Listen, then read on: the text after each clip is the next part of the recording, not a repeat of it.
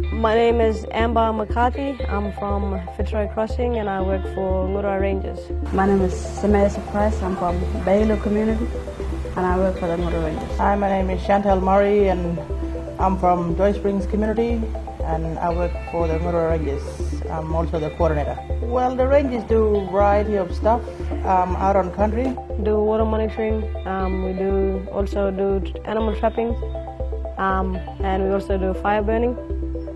We visit schools as well to try and have a connection with the youth, teaching them about the knowledge and engaging stuff out on country. Well, I've only just done one of my recent fire trainings for area burning.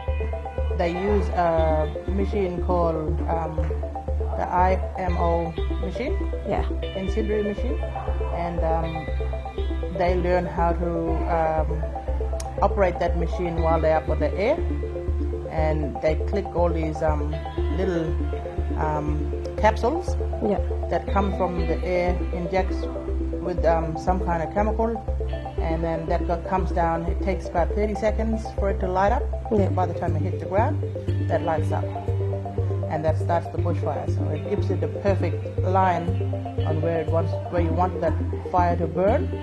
And they use the old mosaic, the old burns. They use that as a fire break when they're out on the country. The purpose of burning out on the country is to have new growth, have healthy plants for the following year, and just to have new food for animals and stuff, and just to keep country healthy and clean. Well, the girls are working on a plant book, and they're working closely with some old people and also TAFE in town. So Tegan is helping them put this thing together, and I'm just in the process of getting a plant specialist to come up and work on the scientific side of stuff for plants with the rangers. So hopefully for next year that'll be set.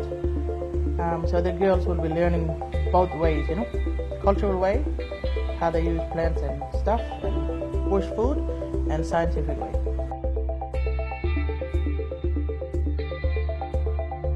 There are significant sites, women and men side, and we work together for doing everything out on country. But if there's a site that needs to be visited by just women, then that's where we come in and do stuff. I mean, men hardly do any stuff like the men rangers don't do any stuff with plants and stuff, and bilbies. So we took that on.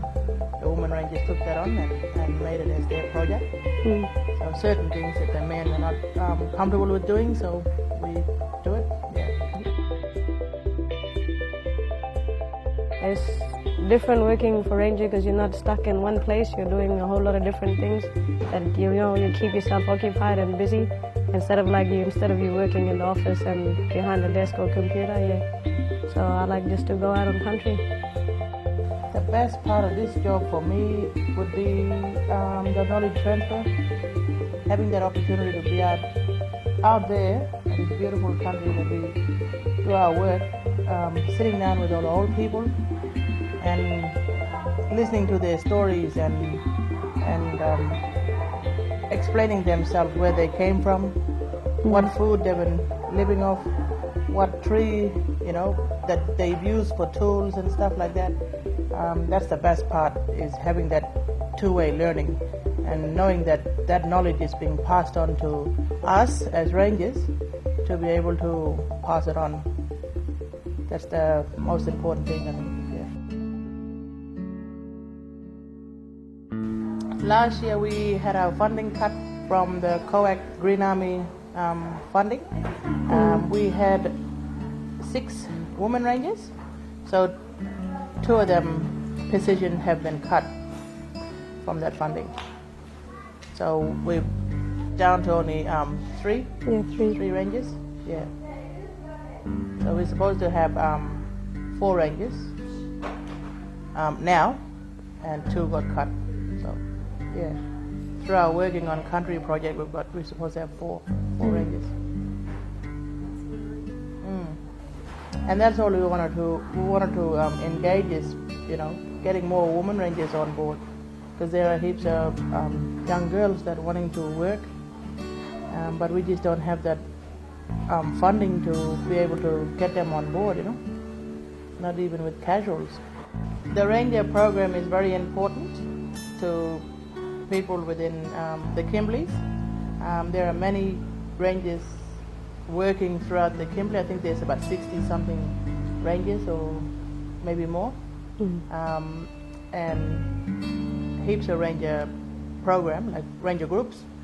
And it's so important because you have, all these young ones coming through, you have all these old ones that have been there for years, and you have that interaction, that